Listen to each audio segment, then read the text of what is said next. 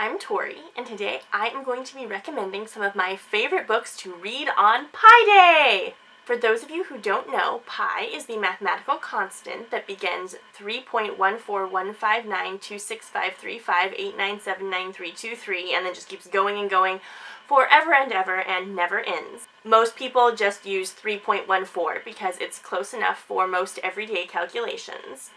It is the ratio between a circle's diameter and its circumference, so that's the distance across and the distance around the circle. And so every March 14th, 314, we celebrate Pi Day.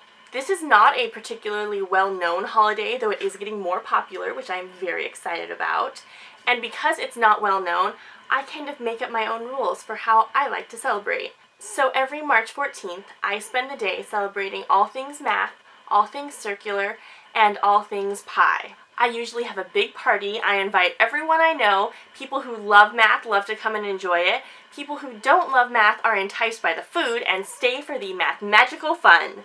So I like to spend all of Pi Day eating nothing but pie. You have, of course, a million flavors of dessert pies, and then you also have these savory ones like spaghetti pie, shepherd's pie, potato pie, anything like that. So it is a day of wonderful, wonderful food. You can also do anything fun and circular or any food that is a mathematical joke. There's loads of fun stuff you can do.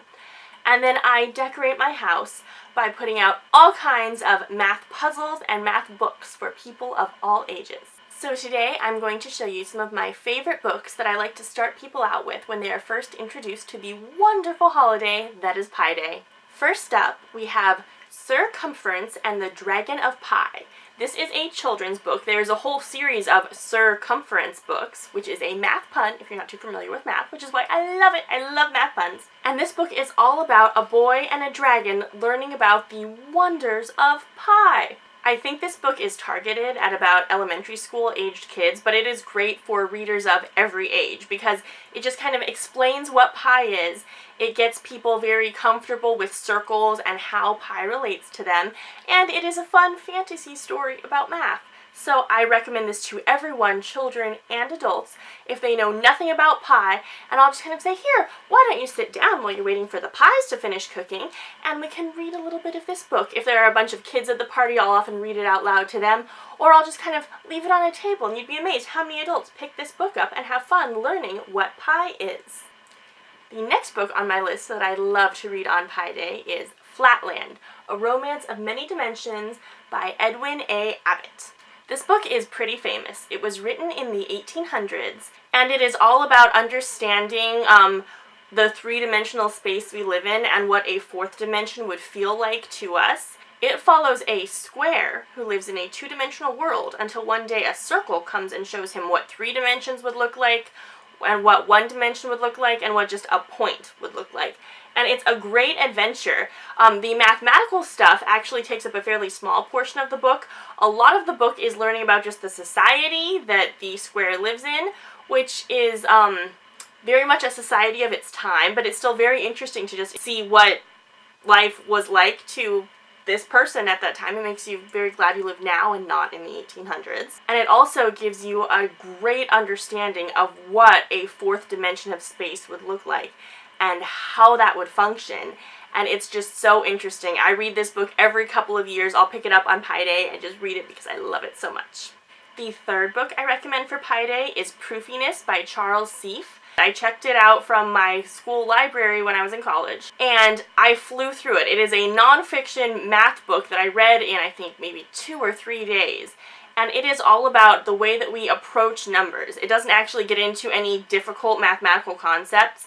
Someone of any level could understand it. You don't have to know anything about math to understand this book. And basically it talks about the way that people in our society are afraid of math. And so if someone is trying to trick you, they can just kind of throw numbers at you and make you believe things that aren't true.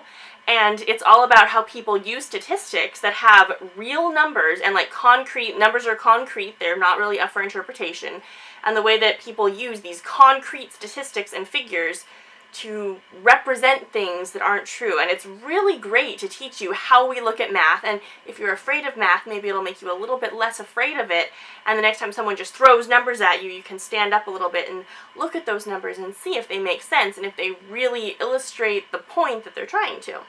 And finally, on Pi Day, I like to put out lots of fun, just little informational math books. So they make all kinds of these. I have a collection of a few of them, but you can get these at any, like Barnes & Noble, book sales, anywhere. There's all kinds of fun little math books. This one is called The Little Book of Mathematical Principles, Theories, and Things. This one is 50 Mathematical Ideas You Really Need to Know. And this one, best title for Pi Day, is A Slice of Pie, All the Math You Forgot to Remember from School. And the fun thing about this style of book is that they basically have all kinds of different concepts, and each one is just a couple pages long. And they usually start easier at the beginning and then go forward, get harder as they go forward. It depends on how the book is formatted. But these are really great if someone just wants to get like a tiny dab of math knowledge. And you can set these around and encourage people to kind of pick them up and flip through them, and they might learn some really cool things. And maybe you'll convince your friends that math isn't quite as scary as they thought it was. So those are some of the books that I like to put out for my guests on Pi Day. There are many, many more I like to read. So I hope these gave you some fun ideas. I hope you have a wonderful Pi Day. Eat lots of circular foods and pies and just embrace the wonderful mathmagical holiday.